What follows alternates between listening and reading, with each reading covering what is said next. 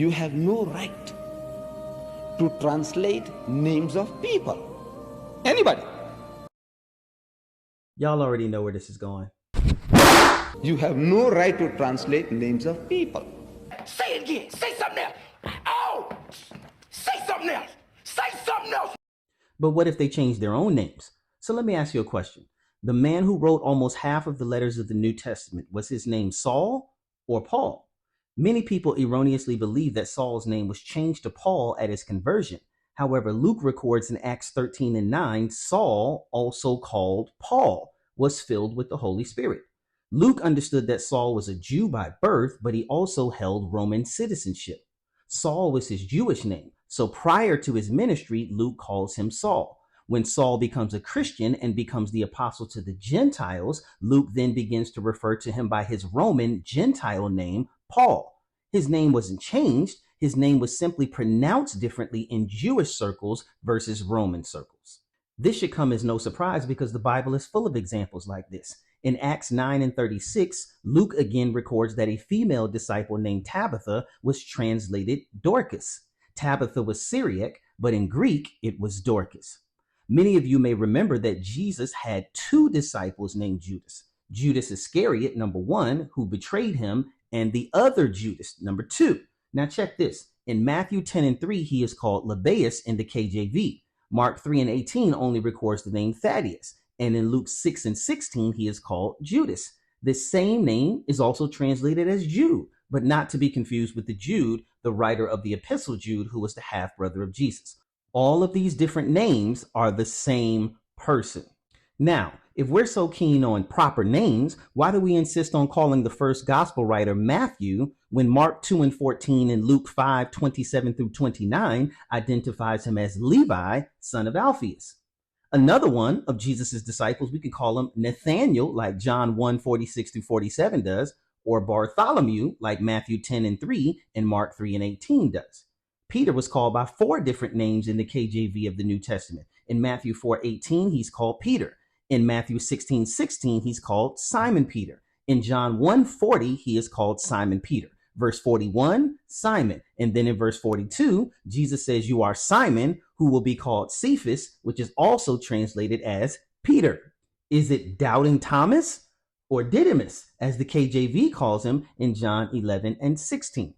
When you study the history of the first century Palestine, it is an empirical fact that people often had multiple names, and as we've just proven, it is not only possible, but it was common for the same person to have a different name in one language versus another.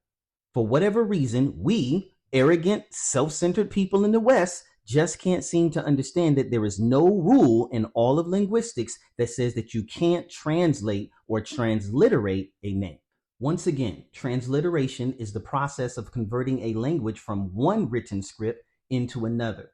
Transliteration does not change the meaning of a name. Its focus is the accurate representation of a name in another script or language. Jesus again was not his name.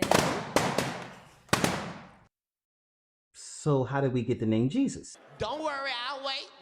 You have to love Jesus. I love Jesus. That was his name. In the Hebrew language, when he was born, his mother didn't give him the name Jesus because there's no such word as Jesus in Hebrew. All right, so how did we get from Yeshua to Jesus? Well, it is absolutely true that while on earth, God's Son would not have known the name Jesus. He and his followers would have called him Yeshua. However, Greek was the common language in the first century Palestine where Jesus lived. Jesus would have read the Old Testament Bible called the Septuagint, which was a Greek translation of the Hebrew Old Testament. So let's begin and take it step by step. The initial Y, the Hebrew and Aramaic Yod, was easy. The evangelist could use the Greek letter iota, written as I, since it was pronounced like the Y in yet. The next sound was a vowel, which proves to be a little bit more difficult. So, unlike Greek, Aramaic and Hebrew alphabets contained only consonants. The marks for vowels were invented later by scribes called Masoretes, but that didn't come until centuries after Jesus was gone. The first vowel in Yeshua, the E, was pronounced like the E in yes. And so the Greek letter yeta, which had an A sound like the A in gate, was chosen to represent the E in Yeshua. So next would be the sh sound.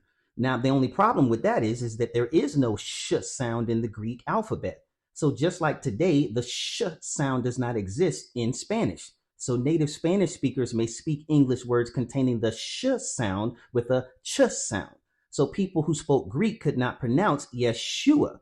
So it's arrogant and insulting for those of us who only speak one language to attempt to force people in other languages to pronounce our name when their language has no direct equivalent for the sound. So the Greek sigma was used for the Hebrew shin, representing the sh sound. Next is the U in Yeshua.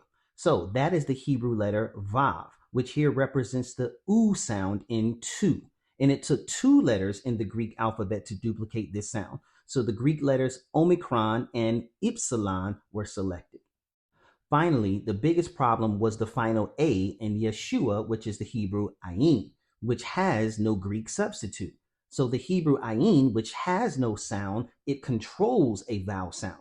So the at the end of Yeshua was easily sounded in Greek and Latin as the A, like in father.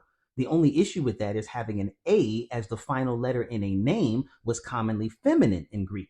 So the decision was made to drop the Hebrew ayin completely and replace it with the final Greek sigma, and this is how Yeshua was translated into Jesus. The same protocol was used throughout the New Testament. Mashiach or Messiah was changed to Messias, Elijah to Elias, Yehuda to Judas, etc., etc. So throughout the Roman Empire, where the dominant language was Greek, the Son of God's name was pronounced Jesus. Centuries later, Greek lost its favorite position in favor of Latin. And in Latin, the emphasis was placed on the first syllable and pronounced Jesus, since the Romans liked to accent the second to last syllable. There's no such word as Jesus in Hebrew. The J is not there. But they have a habit. The Westerner, he has a sickness for adding J's where there are no J's. This is, I say, in religion, they do jaywalking. In my country, you can be charged for jaywalking. The Christians have jaywalked into people's names. Anywhere, everywhere. Wow. You know what? That's a Bikram yoga stretch. The letter J was invented in 1524 by Italian author and grammarian Gian Giorgio Trissino. In German, the letter J is pronounced like the letter Y in English. Even today, Germans would pronounce the Ja as Ja and not Ja. So the name Jesus evolved into what we now know as Jesus. Most of us understand that even today, outside of the Western world, when we see the name Jesus in the East, it's automatically pronounced with a Y sound and not a J sound. We don't say jalapeno, we say jalapeno. So, family, as you can see, we've proven three things. Number one, there was no conspiracy to change the name of the Son of God. Neither the Catholic Church, Constantine, nor the Council of Nicaea had anything to do with the name Jesus. Number two, the name Yeshua was not changed to Jesus or Jesus. It was transliterated because the Greek alphabet had no direct equivalent to the pronunciation of the Aramaic Yeshua. Number three, there is no rule in all of linguistics that says that you cannot transliterate a name. So whether you call the Son of God the Hebrew Yehoshua, the Aramaic Yeshua, the Greek Jesus, the Latin Jesus, or English Jesus, it is referencing the same divine second person of the triune God. You have the Christian liberty to pronounce his name in whatever language you choose to. So, by the way, there is not one verse in all of the Bible that mandates that we call Jesus by his Hebrew or Aramaic name. When we express that there is power in the name of a person, that phrase is expressing that there is power in the authority or the influence of Jesus, similar to someone saying in the name of the law to assert legal authority. Finally, if there's anybody on earth that would have known how the Son of God wanted his name to be spoken, it would have been his disciples. And each and every one of them who wrote a book in the New Testament all transliterated his name and their names into Greek.